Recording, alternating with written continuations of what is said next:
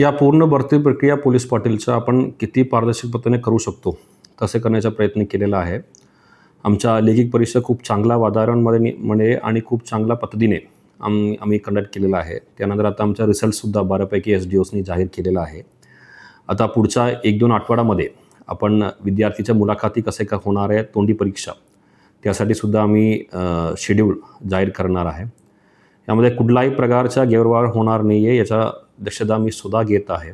त्यासाठी आम्ही सर्व पात्र उमेदवाराचं फक्त यादी विना मार्क दिलेला आहे. याचं कारण असं आहे की दुसरा कुठलाही विद्यार्थी ज्यांचा मार्क 1-2 मार्कच्या मागे पुढे गेलेला असेल, कुठलाही चुकीच्या प्रक्रिया करायच्या नाही, कुठलाही गैरवापर आणि कुठलाही दबाव आमच्याकडे आणायचा नाही. त्यासाठी आम्ही फक्त पात्र विद्यार्थीच्या यादी जाहीर केलेला आहे आणि पात्र विद्यार्थ्याच्या यादीच्या अनुषंगाने आम्ही तोंडी परीक्षा घेणार आहे आणि एकदा तोंडी परीक्षा झाल्यानंतर आम्ही लेखिक परीक्षा आणि तोंडी परीक्षा हे दोन्ही पकडून आम्ही गावनिहाय यादी प्रसिद्ध करणार आहे. मी सांगितल्याप्रमाणे या पोलीस पाटीलच्या भरती प्रक्रिया 100% आणि पूर्णपणे पारदर्शक पद्धतीने आम्ही जिल्हा प्रशासन करणार आहे.